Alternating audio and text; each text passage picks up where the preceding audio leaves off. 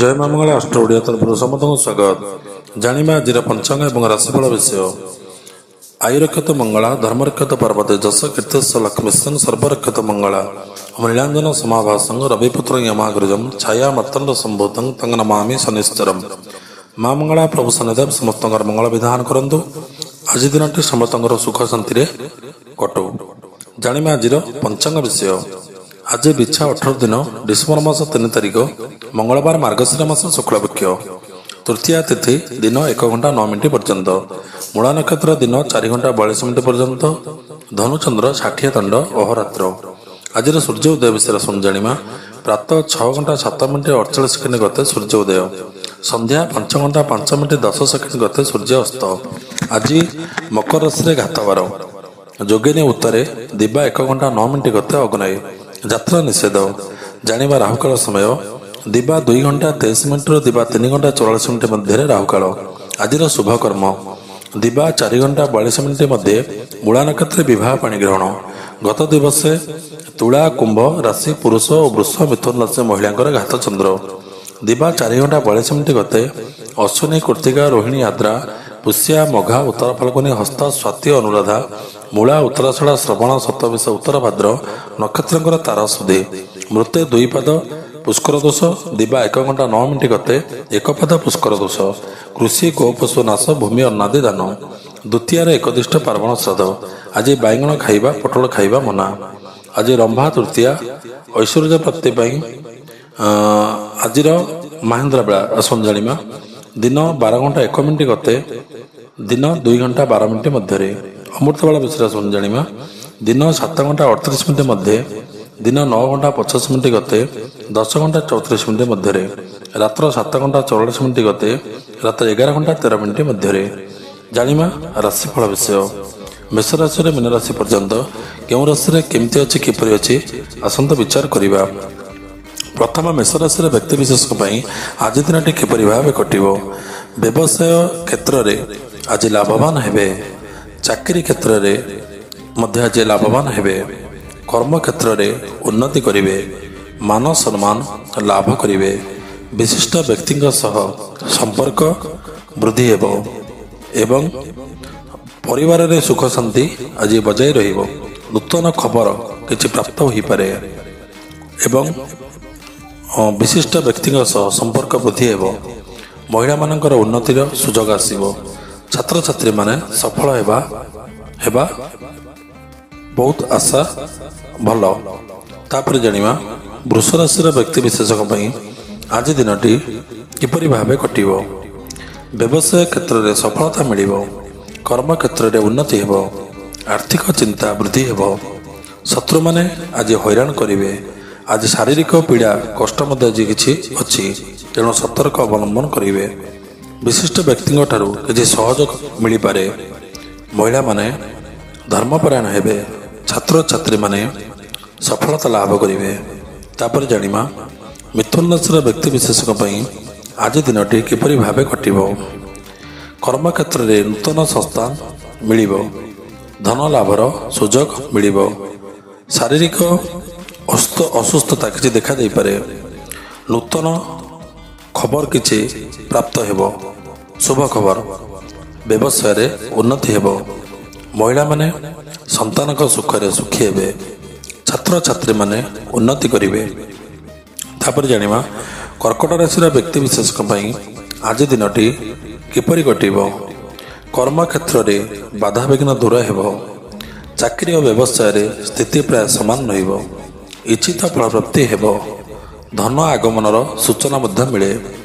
କିଛି ନୂତନ ଦ୍ରବ୍ୟ ଆଜି କ୍ରୟ କରିପାରନ୍ତି। ଶାରୀରିକ ଅସୁସ୍ଥତା ଦୂର ହେବ।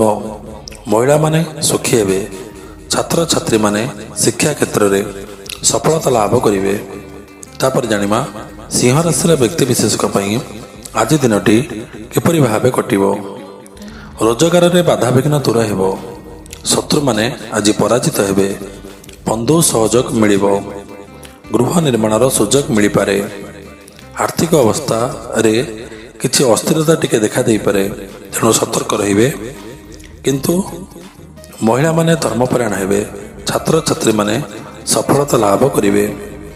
ତାପରେ ଜାଣିବା କନ୍ୟା ରାଶିର ବ୍ୟକ୍ତି ବିଶେଷଙ୍କ ପାଇଁ ଆଜି ଦିନଟି କିପରି ଭାବେ କଟିବ? କର୍ମ କ୍ଷେତ୍ରରେ କିମ୍ବା ବ୍ୟବସାୟ କ୍ଷେତ୍ରରେ କିଛି କ୍ଷତି ହୋଇପାରେ, ତେଣୁ ସତର୍କ ରହିବେ। ଆୟ ଅପେକ୍ଷା ବ୍ୟୟ ଅଧିକ ହେବ। ପାରିବାରିକ ଅଶାନ୍ତି ଦେଖାଦେବ। ଶାରୀରିକ ଅସୁସ୍ଥତା ମଧ୍ୟ ଦେଖାଦେଇପାରେ। ବନ୍ଧୁ ସହଯୋଗ ଭିତରେ କିଛି ମନାନ୍ତର ହୋଇପାରେ। ମହିଳାମାନେ ମାନସିକ ଅଶାନ୍ତି ଭୋଗ କରିବେ। ଛାତ୍ରଛାତ୍ରୀମାନେ ଆଜି ଅସଫଳ ହେବେ। ତାପରେ ଜାଣିବା ତୁଳା ରାଶିର ବ୍ୟକ୍ତି ବିଶେଷଙ୍କ ପାଇଁ ଆଜି ଦିନଟି କିପରି ଭାବେ କଟିବ?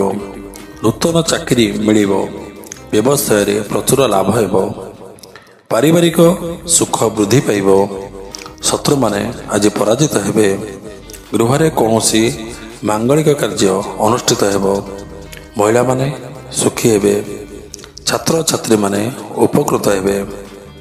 ତାପରେ ଜାଣିବା ବିଛା ରାଶିର ବ୍ୟକ୍ତି ବିଶେଷଙ୍କ ପାଇଁ ଆଜି ଦିନଟି କିପରି ଭାବେ କଟିବ? ବ୍ୟବସାୟ ସ୍ଥିତି ଉପରେ କିଛି ଆଞ୍ଚ ଆସିପାରେ, କ୍ଷତି ହୋଇପାରେ, ତେଣୁ ସତର୍କ ରହିବେ। କର୍ମକ୍ଷେତ୍ରରେ ଆୟ ଅପେକ୍ଷା ବ୍ୟୟ ଅଧିକ ହେବ। ବିଭିନ୍ନ ପ୍ରକାରର କିଛି ଅସୁବିଧା ପାଇପାରନ୍ତି, ତେଣୁ ସତର୍କ ରହିବେ। ପାରିବାରିକରେ କିଛି କଳହ ଦେଖାଦେଇପାରେ। ମହିଳାମାନେ ମାନସିକ ଅଶାନ୍ତି ଭୋଗ କରିବେ। ଛାତ୍ରଛାତ୍ରୀମାନେ ପୁରସ୍କୃତ ହେବେ। ତାପରେ ଜାଣିବା ଧନୁରାଶିର ବ୍ୟକ୍ତି ବିଶେଷଙ୍କ ପାଇଁ ଆଜି ଦିନଟି କିପରି ଭାବେ କଟିବ? କର୍ମକ୍ଷେତ୍ରରେ ଉନ୍ନତି ହେବ। ବ୍ୟବସାୟରେ ସଫଳତା ଲାଭ କରିବେ ଏବଂ ମିଷ୍ଟାନ୍ନ ଦ୍ରବ୍ୟ କିଛି ପ୍ରାପ୍ତ ହୋଇପାରେ। ଆକସ୍ମିକ ଧନ ପ୍ରାପ୍ତିର ସୁଯୋଗ ମିଳିବ। ମାନ ସମ୍ମାନ ବୃଦ୍ଧି ପାଇବ। ଶତ୍ରୁମାନେ ପରାଜିତ ହେବେ। ମହିଳାମାନେ ଆନନ୍ଦରେ ସମୟ ଅତିବାହିତ କରିବେ।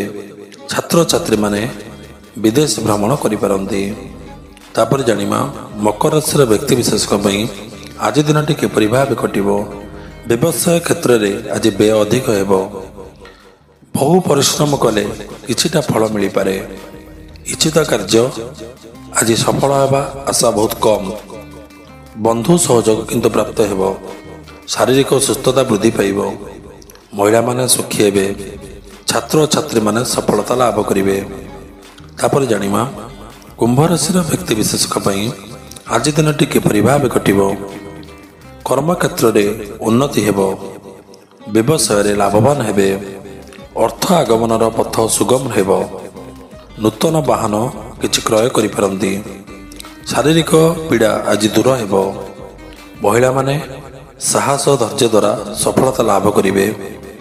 ଛାତ୍ରଛାତ୍ରୀମାନେ ଆଜି ଉପକୃତ ହେବେ। ତାପରେ ଜାଣିବା ମୀନ ରାଶିର ବ୍ୟକ୍ତି ବିଶେଷଙ୍କ ପାଇଁ ଆଜି ଦିନଟି କିପରି ଭାବେ କଟିବ?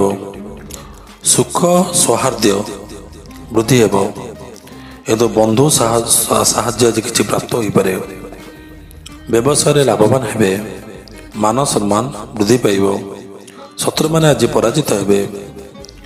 ଅନାବଶ୍ୟକ ଲୋକଙ୍କ ଠାରୁ ଟିକେ ଦୂରେଇ ରୁହନ୍ତୁ। ମହିଳାମାନେ ଧର୍ମପରାୟଣ ହେବେ। ଛାତ୍ରଛାତ୍ରୀମାନେ ଉତ୍ସାହ ବିଳାସୀ ହେବେ। ଜୟ ମା ମଙ୍ଗଳା, ଜୟ ଶନିଦେବ।